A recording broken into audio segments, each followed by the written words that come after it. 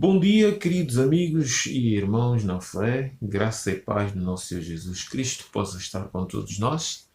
Louvamos ao nosso Deus que nos conduziu ao longo desses 30 dias do mês de agosto e só resta-nos mais um dia, amanhã, e até que cheguemos lá continuamos a agradecer a Deus pelo dom da vida porque pode acontecer coisas inéditas. Amigos, mais uma manhã o Senhor nos concede a bênção de podermos estar aqui para refletirmos na palavra do Senhor. E desta feita quero convidar-te a orarmos para aqui juntos estudarmos. Santíssimo e eterno Deus, nosso Pai, nosso Senhor e Salvador Jesus Cristo. Agradecemos pelo teu amor, pelo teu cuidado.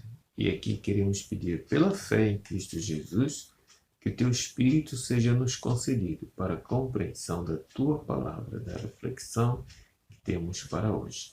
Abençoa-nos com a presença dos teus anjos.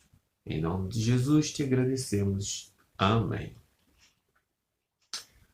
Amigos, ontem nós estudamos sobre a preciosa mensagem, a mensagem da justificação pela fé. Hoje o nosso tema diz-nos Espírito de Minneapolis. Vamos entender no contexto da igreja o que se passava naqueles dias, naqueles tempos, que gerou esse conflito sobre a questão da salvação pela lei ou mediante obediência e a verdade sobre a justificação pela fé. Durante 4 décadas de argumentação e polêmica, os pioneiros adventistas desenvolveram técnicas de argumentação que endureciam os opositores, isto é, no lugar dos opositores cederem, se tornarem flexíveis, passavam a ficar endurecidos. Ellen White comentou: ao apresentarem as vigentes reivindicações da lei, muitos têm deixado de descrever o infinito amor de Cristo. A lei é importante? Sim. Deve ser obedecida? Sim.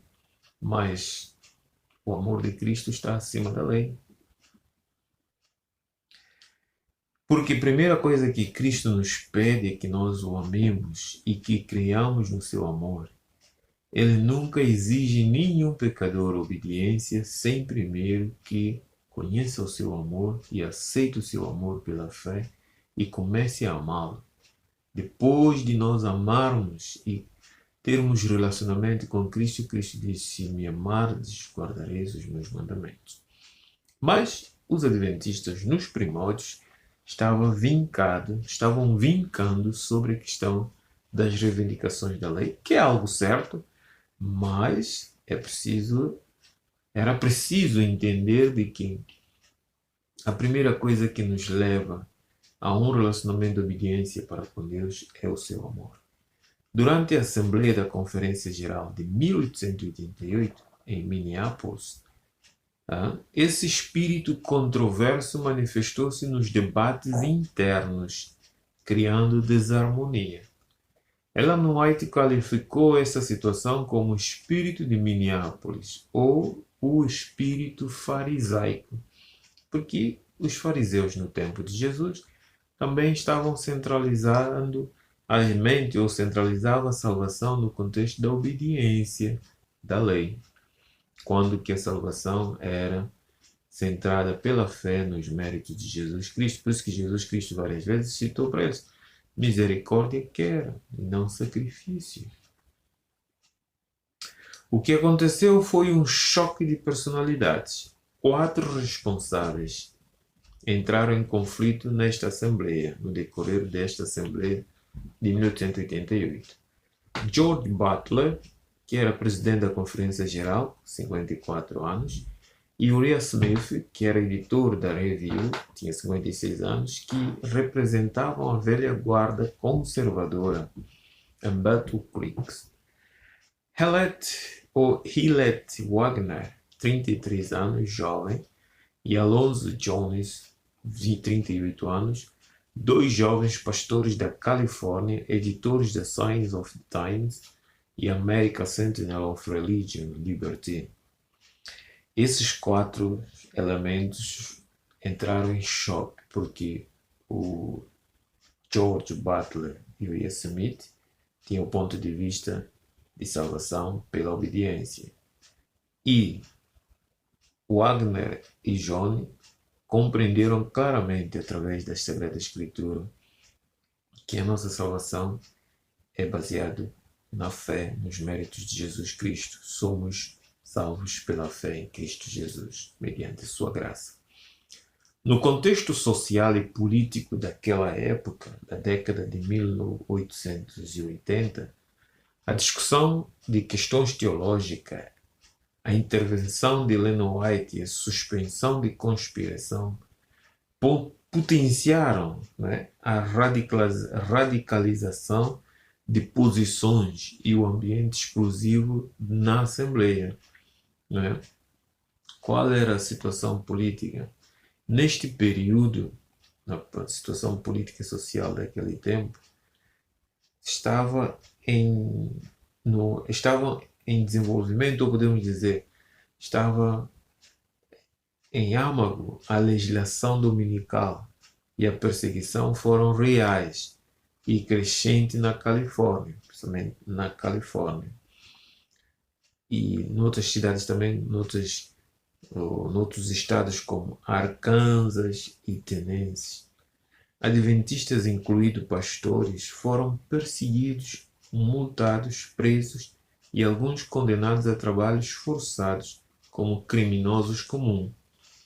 Até William White, o filho da Ellen White, foi detido por fazer funcionar a editora Pacific Press aos domingos.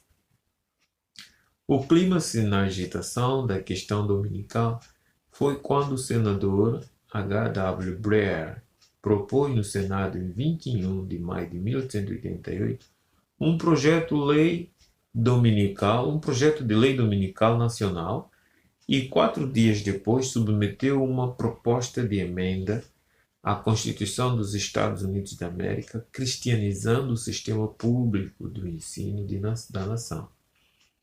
Então, nessa lógica política e social daquilo que estava ocorrendo à volta, da verdade bíblica sobre os últimos dias, onde a lei dominical seria imposta, e naquela época estava sendo imposta nos Estados Unidos, e sabendo que os Estados Unidos era profeticamente a nação, ou é a nação, que iria impor esta lei, naquela altura já estava impondo, a emoção escatológica adventista intensificou-se quando o cardeal James Gibbons deu a mão ao protestantismo ao apoiar a petição ao Congresso dos Estados Unidos da América em favor da legislação dominical nacional.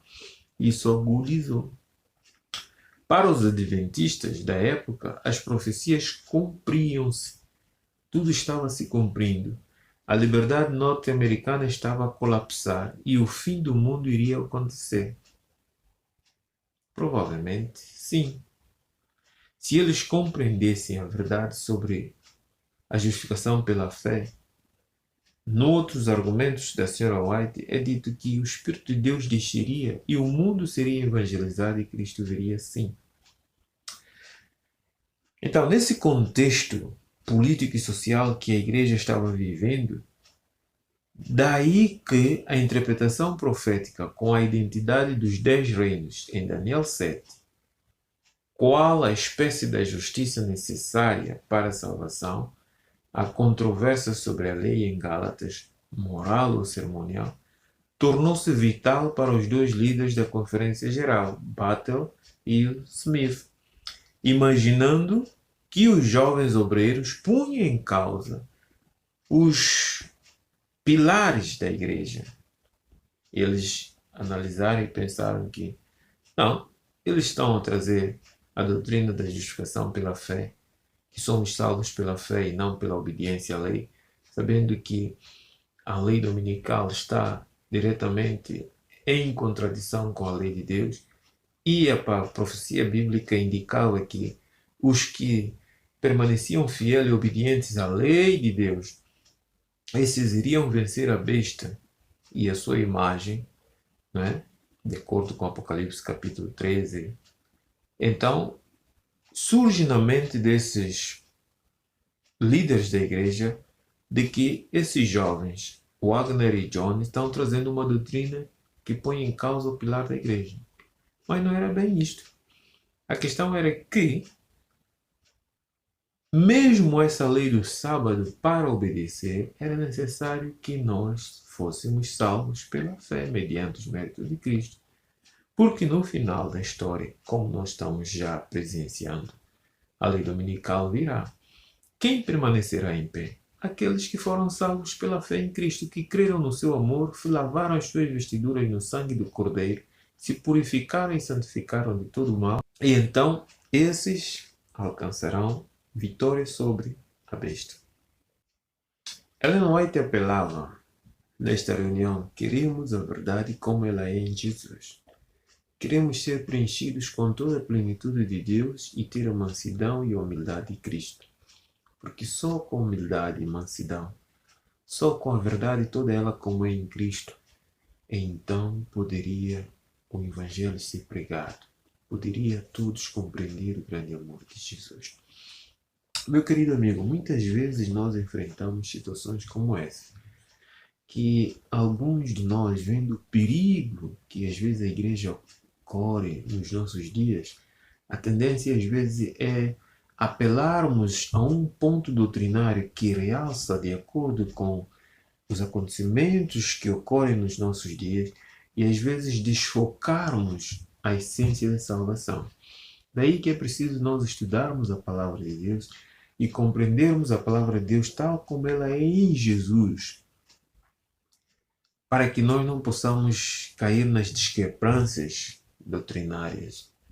Hoje, o Senhor nos convida a conhecer a verdade como é Jesus. A tua e a minha salvação depende unicamente em conhecer Jesus. Lá em João capítulo 17, verso 3, Jesus diz: e a vida eterna é esta, que te conheçam a ti, o único Deus verdadeiro, e a Jesus Cristo a quem enviaste.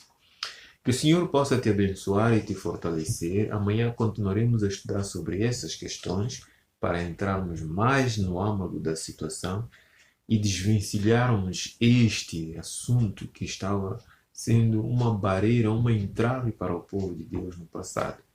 Mas que hoje Satanás ainda pode suscitar essas situações dentro da igreja.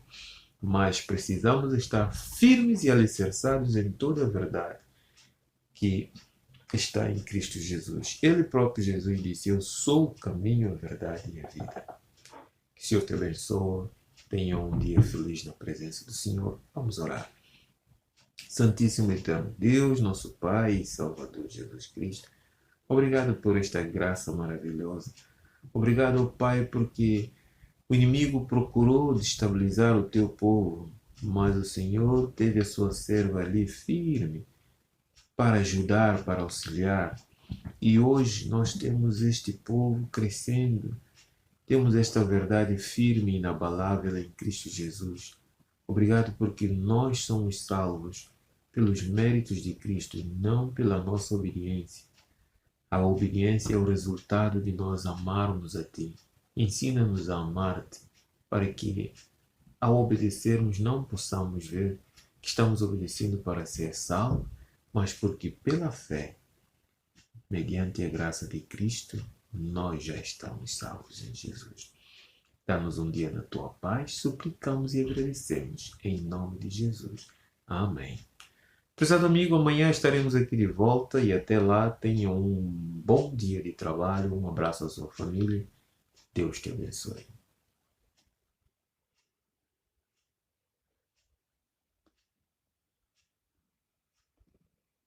Nisto Cremos Channel, o canal de esperança. Viva com esperança através de estudos bíblicos